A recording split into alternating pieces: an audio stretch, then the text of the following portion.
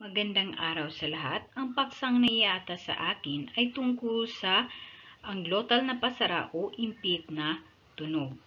Ngayon, alamin natin kung ano ang kahulugan ng glottal na pasara o impit na tunog. Ang tunog o glottal na pasara ay isinasagawa ito sa pamamagitan ng pagsasara ng glotis. Ang glottal na pasutsot na ha naman ay nililikha sa pamamagitan ng bahagyang pagbukas ng glotis. Ang glottal na pasara ay nalilikha sa pamamagitan ng pagsasara ng glotis habang tayo ay nagsasalita. Bagamat ang ilan sa mga author o manunulat ng aklat pampaaralan ay gumagamit ng simbolong Q o kaya ay itinataas ang comma at tandang pananong na inalisa ng tuldok. Ngunit sa palabaybayan ng wikang Filipino, ang glottal na pasara ay kinakatawanan ng tuldik na paiwa at gitling tulad ng bata, baga, bati at mag-alis. So,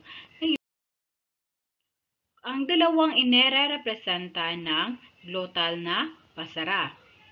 Una ay kasama ito sa palatuldikan at inirepresenta ng tuldik na paiwa kung nasa posisyong pinal na salita.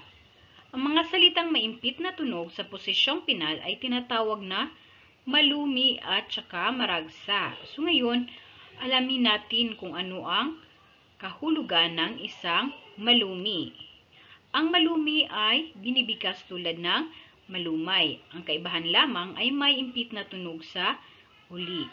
Nagtatapos sa pantig at nilalagyan ng tuldik na paiwa. Ito rin ay may diin sa ikalawang pantig mula sa huli.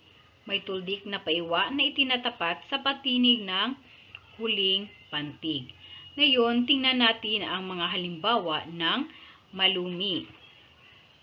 Halimbawa nito ay ang salitang baga, sagana, puso at talumpati. So, makikita natin na may tuldik na paiwa na itinatapat sa patinig ng mga pantig, huling pantig. Ngayon, dito naman tayo sa salitang maragsa. Ano bang ibig sabihin ng salitang maragsa?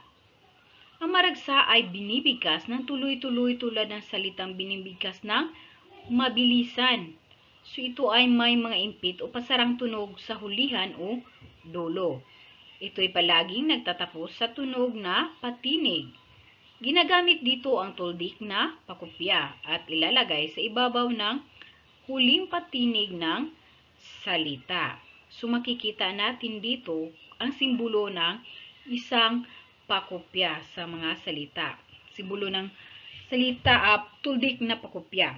So mga halimbawa ng maragsa ay ang salitang dukha, baga, kaliwa, salita, yugto, dugo, at saka butiki. So, binibigkas natin ng tuloy-tuloy o binibigkas ng mabilisan. So, sa nakikita natin, ang mga salita ay may tuldik na pakopya sa ibabaw ng huling patinig na salita. Ngayon, ang tatlong tanda na makikita natin ay ang tandang pakopya. So, una ay ang tandang pakopya, tandang pabilis, at tandang paiwa. So, ito yung mga simbolo na makikita natin sa glottal na pasara na mga salita. Pangalawang inirepresenta ng glottal na pasara ay ang gitling. So, kapag ito'y nasa loob ng salita sa pagitan ng katinig at patinig, so ito ay may gitling. Ginagamitan ng gitling. So, halimbawa sa mga salita ay ang may-ari, mag-alis, pang at ako at iba pa. So, kapag inalis ang gitling na kumakatawan sa anumang glottal na pasara ay mag-iiba ang kahulugan ng mga salita. So, gaya nito na ang salitang may-ari. So, kapag tinatanggalan ng isang gitling, magiging may-ari. Mag-alis, so magiging mag-alis. At ang pang at saka salitang ako ay nagiging pangako. So, kapag tinatanggalan ng isang gitling, nagiging naiiba ang mga kahulugan nito. So dito tayo sa mga salitang pag-asa, pag-ibig, tag-ulan at iba pa na ginigitlingan. So ang mga salitang ito ay maaaring hindi na gitlingan. So bakit kaya? Sapagkat hindi mag-iiba ang kahulugan, may gitling man ito o wala. So di ba ang salitang pag-asa kapag wala itong gitling, hindi na iba ang kahulugan gaya ng pag-ibig. Pag-ibig pa rin ang kanyang kahulugan o pagmamahal, tag-ulan at iba pang mga salita.